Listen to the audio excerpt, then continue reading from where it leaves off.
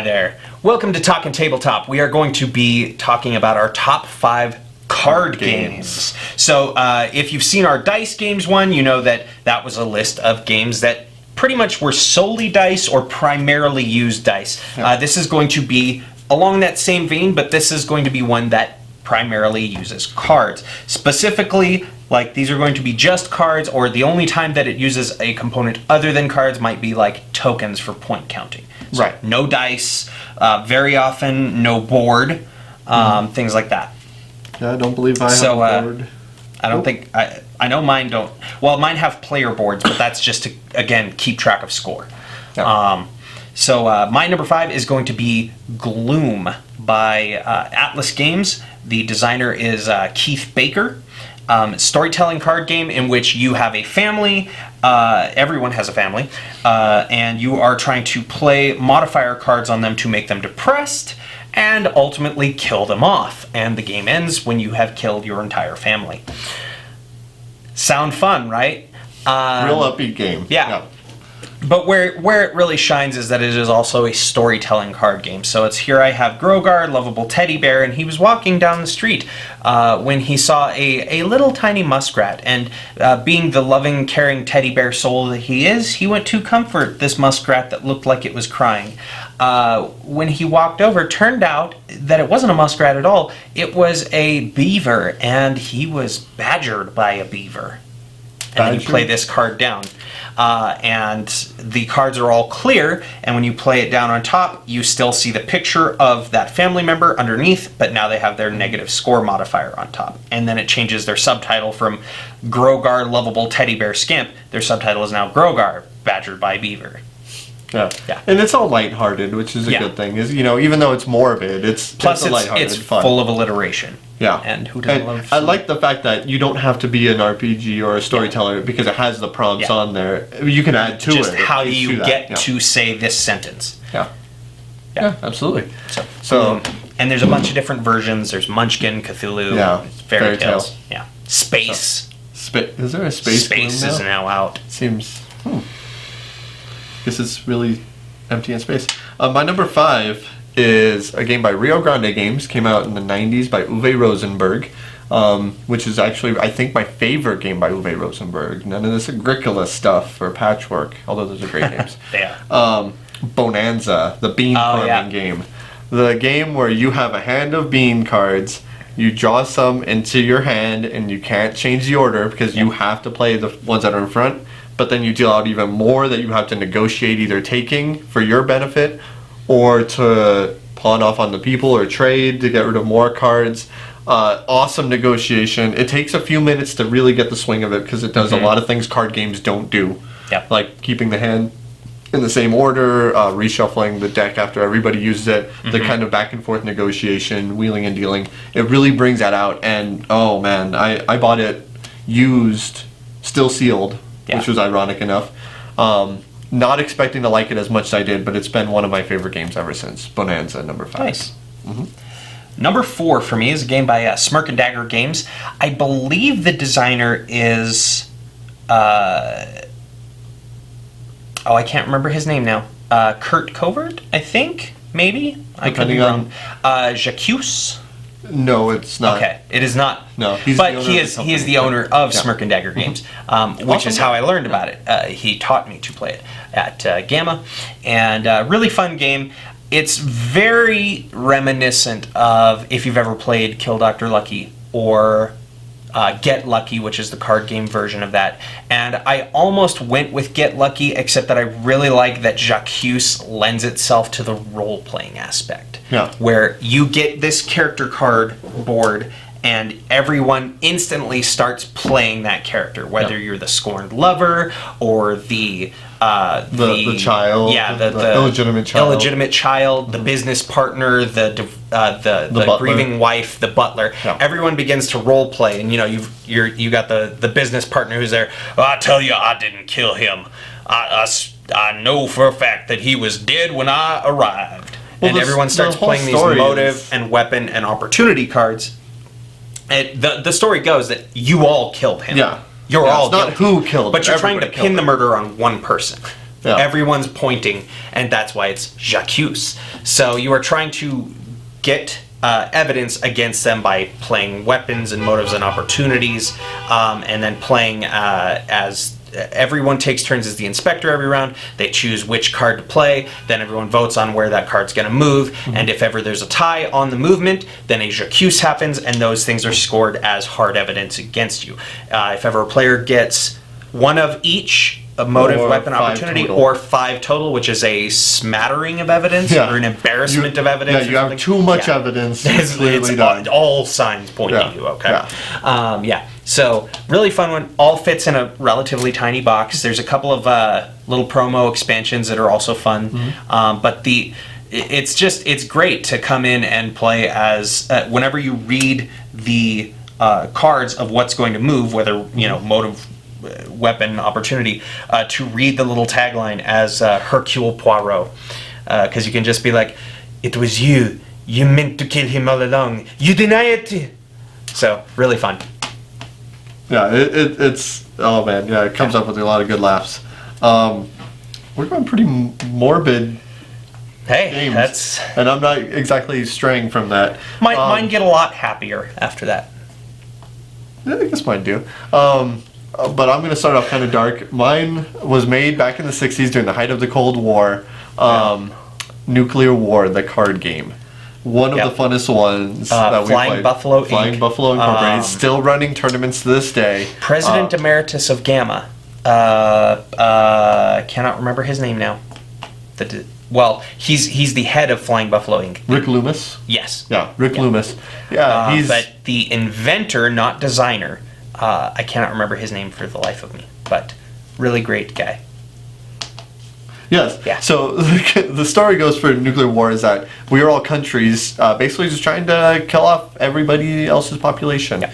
It's a very straightforward thing. You need to have carriers, either through missiles or Planes. B-52 bombers, and you have to have warheads, and that tells you how many millions of people Got a get 50 killed. megaton bomb Yep. being launched in a Saturn missile. Exactly, and that would kill, I think, 20 million. So you spin the spinner, and it can do anything from Triple cancel the load effects or to cancel. triple the yield. Yeah. It can just be a dead bomb. Yeah, and so people are constantly doing that, but then that pins a target on you, which Yeah. makes it really fun. But the best part about it is when a player gets eliminated or their country's population gets killed, then they have one turn to push the red button and fire play all. everything they got. Yep. And then that will normally result in more countries chain dying, reaction. and then more countries dying, and then everybody just kills each other And out of mutual we have destruction. learned that since that you always want to play with a house rule where everyone gets a 20 million card for population, because we just randomly dealt them out, and someone started the game in with the like expansions they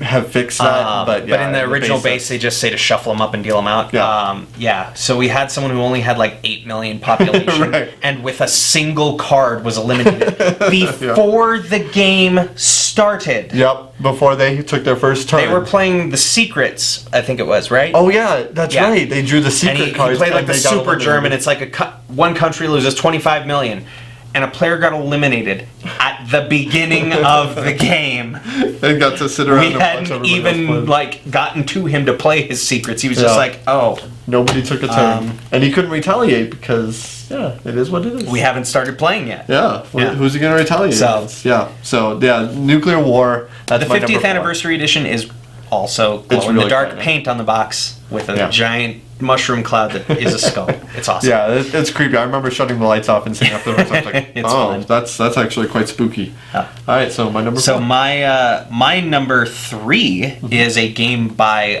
one of my favorite designers. Really nice guy. He's designed games like Guillotine, co-designed Pairs with James Ernest, and that is Paul Peterson and AEG's Smash Up.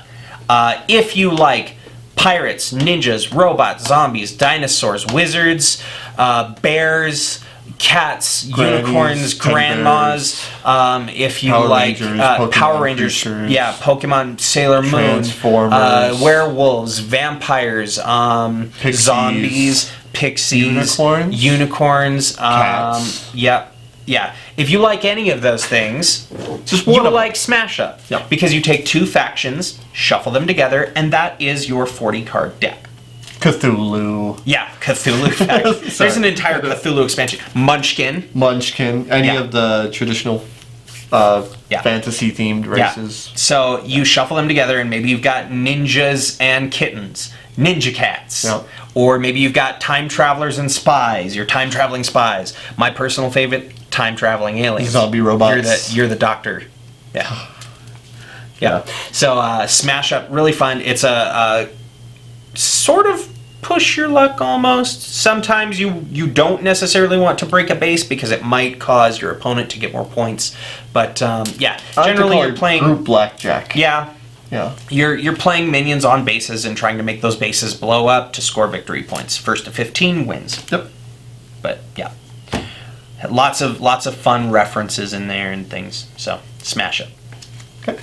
My number 3 is a card game version of a board game that was once number 1 on Board Game Geek. It is San Juan, which is the card game version of Puerto Rico. San Juan. And it led the way for a lot of different really cool things. You have 5 actions, and this was in Puerto Rico as well, but this just streamlined it. All of your cards are buildings, but all of your cards are also the currency. So what you do, if you have a card that says 5, the number 5 on it, you have to discard 5 other cards to build that building. But you can only do it when the build action is taken. Now what's cool is when I take an action, like let's say build, I get a privilege, which gives me a bonus. I get to build 1 for like 1 less, where everybody in the game gets to also build, but they don't get that privilege because they didn't choose that action. So it's simply drawing cards. What you're trying to do is build these buildings for victory points, but also to get their benefit in order to combo drawing and producing more cards. Because the more cards you have in your hand, the more currency you have for the next turns. Yeah. So it's brilliant how it works. Everything works together. Artwork, it's what you expect. You know, it's a Euro game, but yeah, it captures everything about it. I like it better than a game that's compared to often, Race for the Galaxy, which I've owned both. Oh, okay. But I like Euro themeless games, so that's why I like this one better. So go ahead. So my number 2, speaking of Euro themeless games, Really? No. In fact, the exact opposite. It's Red Dragon Inn by Slugfest Games. Yeah, could not be farther from San Juan. Yeah. So this is the quintessential drinking game, is what I tell people. So it's a fantasy theme. You're all adventurers. You've completed your quest. You're back at the tavern, and you're drinking and gambling and having a good time. But the cards themselves, you're each playing as a real character in this world. I believe it's Greyport is the city it's supposed to be in, because there's a new Battle for Greyport game coming out that uses these characters. But yeah, you're playing as Zot the Wizard, or Pookie the Wizard's Familiar, or Fiona the Volatile, the Warrior. Each character has their own different play style and their own different strategy and things. But because of the titles of the cards themselves, it lends to role playing, where it's like, hey, I think the wench thought that was her tip. Steal 1 gold from a player and put it in the inn. Yeah. So really fun one, and you have your vitality track and your alcohol content, because every round you have to drink drinks and buy drinks for other players, and if ever those two cross, you pass out and you go to bed for the night, and then your compatriots split the gold amongst each other. Well, split half of the gold amongst each other, and the other half goes to the inn to pay for your room. So Red Dragon Inn, really fun game. Yep. Or if you ever run out of money, you're just kicked out. If you run out of money, you go sleep in the stables for the night. Yeah, that's a good pick. I like it a lot. My number 2, same with Fairly Themeless, which they just released an app for this, and the app is incredible for this game. Jaipur from GameWorks and Asmodee. And the idea of this game, you have a market that's in front of you. It's only a 2-player card game where you are trading from the market that's in between you. You never directly trade with your opponent. But there's a lot of give and take. A lot of the cards, almost all of them, can be traded in for victory points. And when you sell more quantity, like if I sell up to 5, you get bonus chips for more points, but at the same time they decrease in value as you buy them. So you have a really nice balance of, do I want to buy like the more expensive ones right away, or do I want to wait out the opponent to get the bonus chips, which can make or break it. And then you have camels that are used just for trading. And when you take them, you have to take all of them, which immediately refills from the market deck, giving your opponent a huge possibility for advantage. If I've seen it where we've taken 5 camels, and then the most expensive cards are the diamonds, the red cards, and 5 diamonds just get dealt out. And then you immediately, I'm done, I quit. Because you can't recover from that, but that was the risk you took by taking all the camels. So it's an incredible game, one of the best card games. I played it probably hundreds of times now. Nice. Jaipur. My number 1 actually recently got eked out, and you can see plainly here that it is still written in there. It is now honorable mention because it's still really fun. But I don't think it was fun enough to shift everything out of the list because I still like those other games.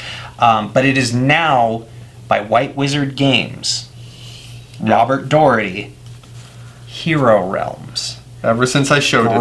Great deck building game. Oh my lord.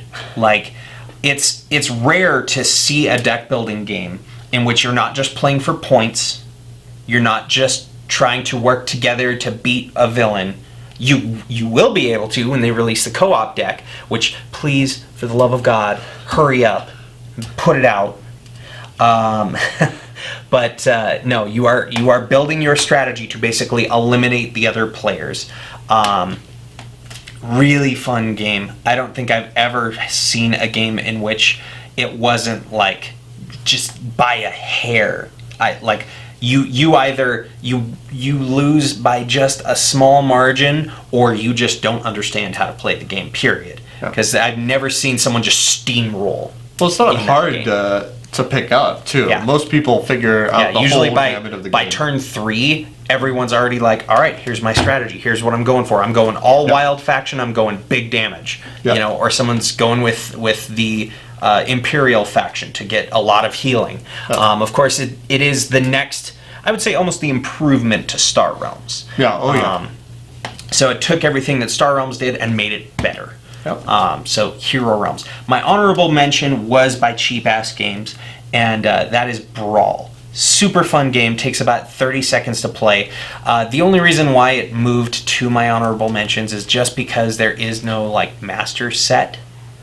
So you have to individually buy each deck, and they're cheap. It's $8.50 for each character's deck, but there's 6 different characters, and if you want to play it, you and every other player needs to have a deck that wants to play. So it can run a little pricey if you've got you and 5 other friends that all want to play. You could either each buy a deck, or I wish there was a way to do like a versus pack of 2 of them and sell it for even 20.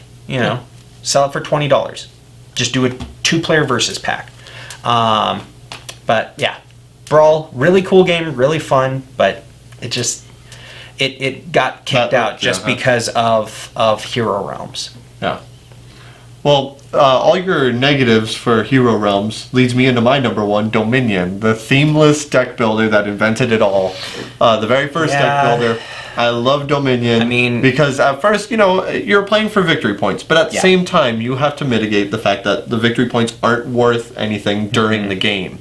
So at what point do you tip the scale over and say, all right, I'm going to go in for victory points now. I finally have enough to start hoarding, but I don't want to put so many in my deck that it dilutes everything. Because I could buy 1-point cards all day long, but then every time you draw a hand of 1-point cards, you can't do anything. And then it's useless. And so then there's ways to mitigate it, and they're now on, I think, their 10th expansion. And which has brought the total to I think 4,000 cards or something. And it doesn't even fit in a large card box. No, a large card box is quite small. Large card box is 3,200 generally, from what I've seen on the large end. It's more than that. And then in Dominion, what's great about it is that you have so many varieties, because you only play 10 different packs of cards every time, and they're all the same card. And so now you have about 400 or 500 to choose from. And you pick 10. So the combinations are So endless. You could play 50 games of it and never repeat. Never play the same card. Never play the same card. And I'm working on it, and it's really fun. Dominion's one of my favorite card games ever. Both of us are fans of the deck builders. Apparently, I just wish I would have known about Hero Realms when we did the deck builders list. I wish you would have known about it too. Yeah. Oh well. So that way you could actually put a real deck builder in it. So for those of you I who have have seen that different episode. definitions of things. What can I say? No, yeah, Hero Realms is certainly a It deck is. builder. It is. I give you The that. rest of my list for the deck building episode wasn't. But. No, Legendary was. And Shadows, yeah. So that was our top. 3 of 5 is not bad. That was our top 5. That was our top 5 card games. So make sure and keep tuned in because next week we are going to talk about. Hold on. I have it right here. Something else. Yeah. So tune in next week. We'll see you then. Bye.